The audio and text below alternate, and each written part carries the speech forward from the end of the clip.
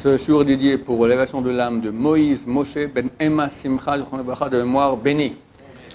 Une histoire, messieurs, que je vous raconte qui sort du four tout frais, tout chaud, de mon voisin de palais en face. Hier, on remonte ensemble de la prière de Harvey de Moshe Shabbat. Et je lui ai dit, il faut que tu me racontes ton histoire. Ce voisin, hein, il y a quelque temps, Lo Alechem, il va prier dans une synagogue dans laquelle il prie presque jamais. Et il se met à un endroit. Il commence à mettre la Baruch Ata Hashem, il se prosterne comme ça. Et à ce moment, il y a l'air des femmes, il y a des fenêtres là-bas. Il y a une fenêtre qu'ils ont lavée, qu'ils ont remis, mais ils l'ont mal remise. Elle tombe sur lui, elle pèse 300 kilos. 300 kilos. S'il n'était pas en train de se courber, il était debout, il était mort sur le coup. Vu qu'il s'est courbé, alors et la tête et le dos ont pris ensemble, et il tombe dans les pommes. Il tombe dans les pommes, et il me raconte hier soir, attends, c'est qui ce voisin? Il a 60 ans déjà passé. C'est un Ashkenaz, pas Ashkenaz. Ashkenaz, de Ashkenaz, carré comme un carré, d'accord? Je veux dire très, très l'Italie, comme on dit. Pas du tout dans les trucs, d'accord? Très terre à terre. Très terre à terre. Il me raconte qu'il est dans un couloir. C'est un récit que beaucoup de gens qui ont fait des morclines racontent. Il est dans un couloir qui va très très vite, comme ça. Il voit des lumières comme ça. Un peu comme le train sous la Manche. Une fois, il a pris le train depuis Londres jusqu'à Paris, sous la Manche. Bon, moi, je n'ai pas pris, je ne connais pas, mais ça va très très vite comme ça. Et on lui dit, voilà, tu es mort. C'est le Bedin, c'est le Bedin, le tribunal céleste. Alors, il entend les voix, mais il ne voit pas de qui il s'agit. Et il avance comme ça très très rapidement. Il dit, écoutez, je demande de ne pas mourir. Dans quelques semaines, c'est le mariage de ma fille. Et j'aimerais être présent. Un éclat de rire. Un éclat de rire. Je ne comprends pas. Est-ce que je dis quelque chose de rigolo? Il dit, oui, ce que tu as dit, c'est rigolo. T'es mort. Tu dis, j'allais maintenant au mariage de ta fille. Non, mais c'est très rigolo. Il dit ça pas en rigolant, il dit ça très méchamment. Et là, il a été pris d'une... il ne sait pas comment il a eu ça. Il dit, vous êtes le Bedin Shema, le tribunal céleste? Il dit, oui. Vous jugez d'après le Messias Sharim, le grand livre de Moussar du Ramchal, Rabbi Moshe Chaim Luzzatto. Oui. Alors écoutez, c'est écrit là-bas dans ce livre-là que celui qui fait du chesed, alors même l'attribut de rigueur qui accuse d'habitude, alors il va demander, il lui-même va exiger le chesed. Chesed, c'est la douceur céleste, l'attribut de miséricorde. Celui qui est miséricordieux, qui est bon avec son prochain, alors, quand on veut le juger, tu as d'un côté la miséricorde, d'un côté la rigueur céleste. La rigueur céleste, c'est elle qui va demander à Dieu. Dieu, on exige pour lui, il lui fait du chesed. On exige que lui fasse du chesed. Ça fait 30 ans que je fais du chesed. Ce type-là, j'en ai parlé souvent dans mon cours ici, il a un très grand gomar, un des plus grands, je pense, au monde, organisme de prêt sans intérêt. Il prête des millions, d'accord? Comme ça. Bon, toujours, après que je fais ce cours, les gens m'écrivent. Il faut attendre 2 ans pour avoir l'argent. C'est des grandes sommes, et il faut 2 témoins, deux garants que lui connaît. D'accord? En tout cas, depuis 30 ans, il s'occupe de cela. Donc je demande maintenant comme ça il dit, je demande maintenant à l'attribut de rigueur de me juger avec chesed. Silence. Donc on lui dit, c'est bon, tu vivras, tu ne mourras pas.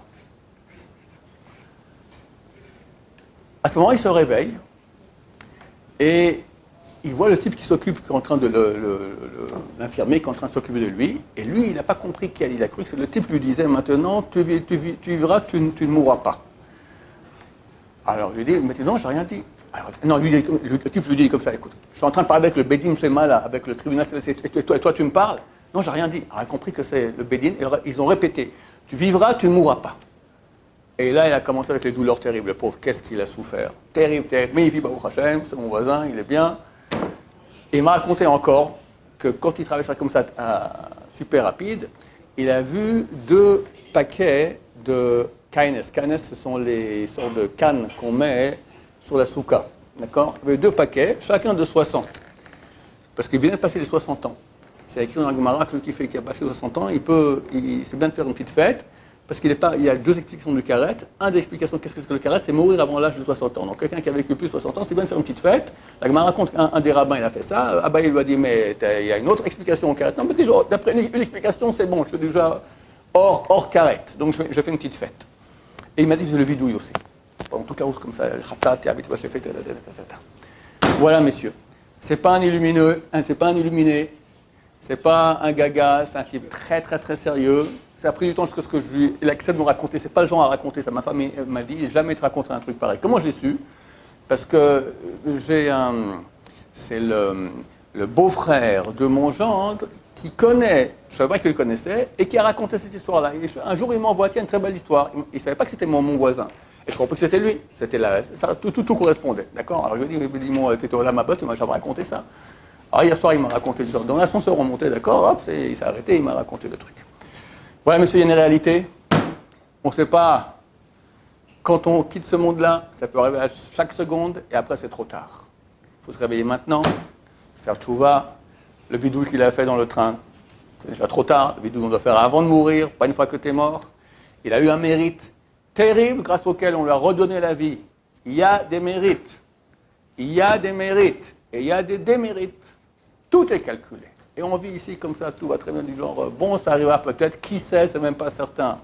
C'est certain de certain, c'est chaque seconde qui est enregistrée. Rav Israël, lorsqu'il y a eu le début du téléphone, d'accord, il a dit, regarde comme on peut, à distance, on peut entendre quelqu'un qui parle. Donc tu peux croire aussi que Dieu t'entend quand tu parles. Aujourd'hui, c'est fini avec les caméras et tout ça, d'accord? Qu'est-ce que c'est l'histoire du type au mariage?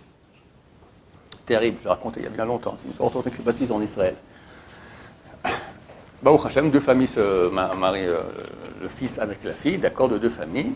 Au mariage, bien sûr, il faut amener l'argent pour payer le mariage. Alors, d'habitude, tu le gardes dans la poche pour payer à la fin. C'est une somme assez conséquente d'habitude.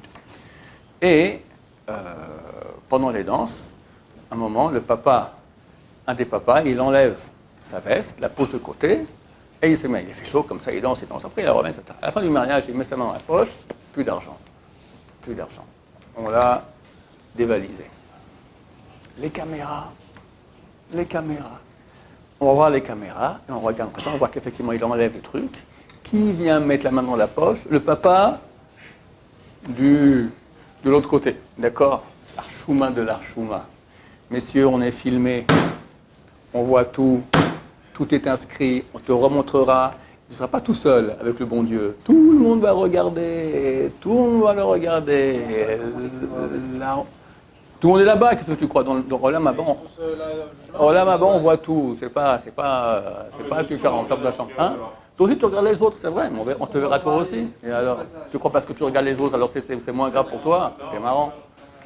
Voilà, messieurs, c'est pas de la blague. D'autant plus que nous croyons que très bientôt, c'est fini, Bezrat Hashem, donc il y aura un jugement. Faites, tchouva, rapido, je parle pour moi-même. D'abord, qu'Hashem nous aide à faire une tchouva totale. Baruch Adonai, l'olam, amen va amen.